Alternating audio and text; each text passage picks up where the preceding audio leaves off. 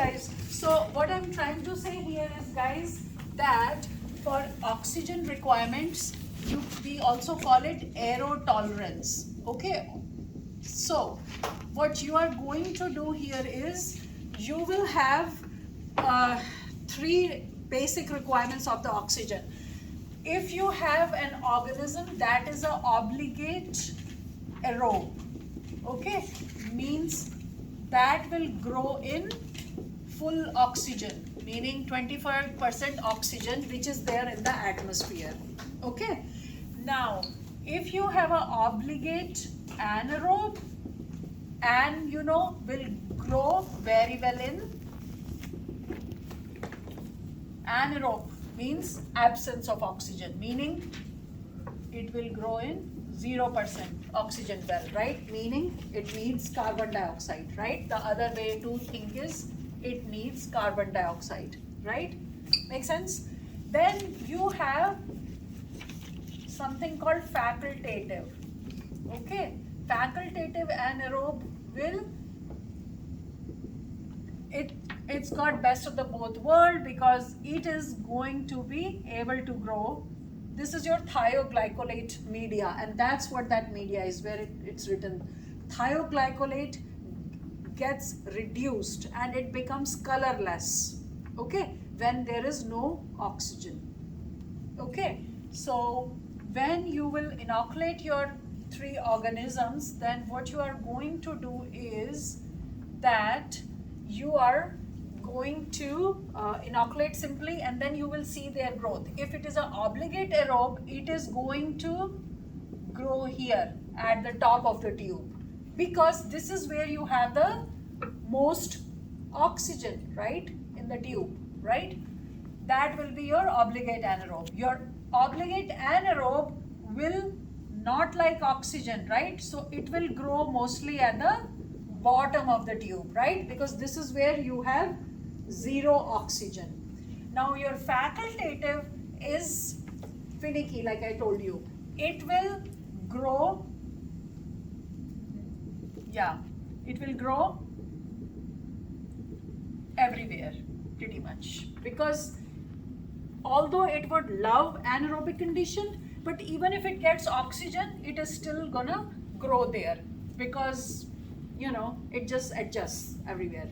Think like that. Okay, now there is another variety that is called microaerophilic. Okay, the microaerophiles, they like only 2 to 10% of oxygen. So in our environment, what is in the air, we have only 21% of oxygen, right? But if those kind of organisms that are microaerophiles and they like only 2 to 10% oxygen, then what are you gonna do? So where do you think they can grow? So what they will do is, in this thioglycolate tube, they are going to grow not at the top, because they don't like 21%, right? So they will grow below the level top surface. Make sense? So this is where you have reduced supply of oxygen, meaning you have 2 to 10% oxygen. Here you have 21% oxygen, right? Because that's that's the air, right? So this is what we have to look for. So when you are going to incubate your organism, so you will take your TSA plates also, and of course you are doing thioglycolate, you will inoculate Clostridium rubrum. Okay, Clostridium rubrum, it's right there. You will inoculate your Bacillus subtilis, and also you can inoculate a E. coli. Make sense? Or what we can do is you can inoculate strep pyogenes, because that's the one that likes to grow in candle jar, right? So candle jar ensures that you have microaerophilic conditions. Make sense? So what you can do is you will divide your plate like this. Make a Y here. Okay? In one quadrant you will put Bacillus subtilis, BS. Okay? Okay, in one you will put Cr, Clostridium rubrum, got it? And in the other quadrant you can put Sp, pyogenes. Make sense? And this one you will keep in room temperature, meaning in your incubator, because your incubator receives full air when you open it. Got it? 21%. This is your ambient temperature. Ambient air. I don't mean temperature. Sorry for the misspoken word.